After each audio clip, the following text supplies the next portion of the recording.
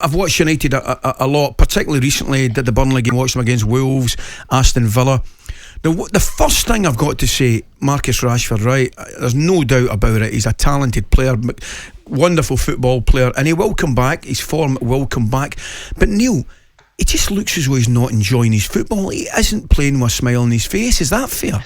He isn't, but I think there's so many things that contribute to that. Yeah, off the field, we don't know what goes off. I mean, he's been absolutely tremendous his last few years, hasn't he? For a young man to go about his business like he has, and it's bound to take something out of him physically. So I'm not sure he's got the right help off the field, but on the field, you've got to look at the team. Yeah. I mean, if a lad like that who's not enjoying it, for me, some so good a player, I'd say go get up the middle and go and have a game up the middle and just run about and enjoy it. But you can't do that, can you, when you've got Ronaldo and all these others up here that he's playing?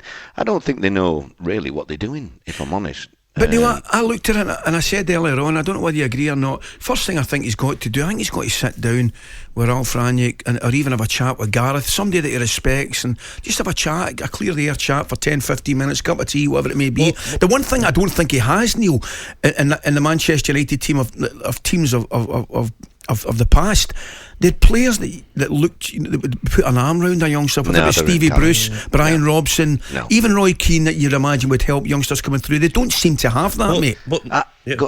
Carry on. I just think that the people that you're talking about, the team at the moment, it looks like they all look after themselves. Yeah. There's nobody to, like you said, there's nobody that gets all. Yeah, I know Harry's a captain, but even himself, I think he needs help at times. So I don't see that. I think they've got a major problem here at the moment.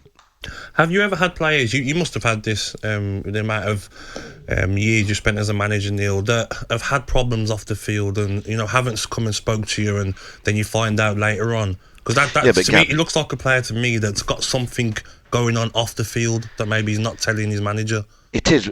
I'm not sure about the new manager or Ollie, if they can do that. But for me, it's more of an arm round and an office job, isn't it? With a cup of tea and that. Than any. It's not his physical aspect. No. It's just, it looks like everything in life is against him at the minute. And we don't. I mean, if you're a manager, you should have your finger on the pulse. You can tell he's not happy. You can tell he's not doing this, not doing that. So you've got to get him on one side and find out exactly what it is. I had it on the Tim Sherwood, and he caught me in his office and said, "What's the matter? I can tell you're not yourself." And I was having some personal issues off the field, and I spoke to him about it, and it helped. Do you know what I mean? The managers are there for you, aren't they? They understand that there's a lot of things that can go wrong in your personal life. It's too good a player, isn't it? I mean, exactly. I just think they've got so many names now. What they've got great individuals, but they haven't got a team. Yeah. That's how I look at it from the outside, and I don't see that coming. I just don't. Hey, they've got my old team in next round, and I wouldn't swap any of their defence for my back three or their back three at Middlesbrough.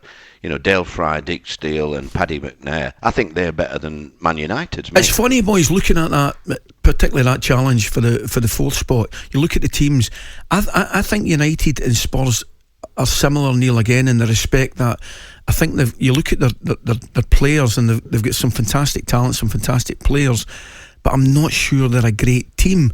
Whereas you can cut Arsenal a little bit of slack. I think they've got younger boys, but you probably do get a little bit of inconsistency. I mean, they were on a great run. I thought they played exceptionally well against Manchester City. A little bit unlucky, a couple of poor judgment calls cost them, dearly that day, getting some from the game. And then you've got West Ham, who, are quietly on the improvement, coming in the blind side, if you like. But Spurs and United are the two teams that would probably concern me moving forward. Well, I think both of them have got a lot to. I mean, really, Conte must be, shaking his head at times. Some of the players, even before Conte come, the back lads, I thought were very, very poor. And that's why David Moyes, West Ham, the fans, I bet they can't believe it, mate, because they have a chance. Yes, I think Arsenal are going to be just strong enough with the youngsters. They'll raise the game against the clubs in the Premier League. I think they'll take the fourth. But I look at the others, and it's wide open for West Ham to sneak in. Yeah. But you wouldn't bet against Arsenal. But those two we're talking about, Tottenham and Man United. I mean, wow, the stadiums and the money that they spend, and I think they would expect more from what they've got. But they aren't, like you said, Ali, they're not teams, are they? They're individuals, aren't they? Neil, watching the game on against Aston Villa in the FA Cup, what I noticed about Rashford, he was like a player that I used to play. If I won't name his name, but whenever he started a game as a winger, if he didn't get past the fullback the first 2 or 3 times, you might as well have brought him off. Did you ever have players like that in your career that if they didn't start well, then they were just going to get worse and worse during the game? I think as a manager, you look at the body language in training, etc. I'm not sure he's a wide player, mate, because of that. He's not a natural take men on out there. I'd love to see him have a role, give him a freedom up there and let him enjoy himself. Even if it's with Ronaldo, just let him run about, because he's such a good player. But there's obviously something. Sometimes you get that line down the touch line, and you look at that touch line when you're out there, and it frightens you. It frightens you. I know it sounds silly, but you've got to go down there. And players, when they get to know you, they know certain tricks that you do, and they stop, and it becomes very, very difficult. Like Greenwood hits that patch as well at times. I know they keep coming inside. But I do think in his thing, it's more than that. I think in training and places like it doesn't look as though he's enjoying his life at the minute, more than football. Yeah. That's why I think he's either got to be taken out or given a free role in. What they got to lose by just giving him a free role for a game, because he's got so much ability. And I do think what he's done in his life in the last couple of years, it's got to have an effect. I mean, every time you look at the telly, he's presenting something, and he's doing something else, which is fantastic. But to be at that level, it's you can't just switch it on when you want to. talkSPORT Breakfast with Laura Woods, Monday to Wednesday mornings 6 till 10 on AM, on DAB, via the talkSPORT app, and on your smart speaker. talkSPORT.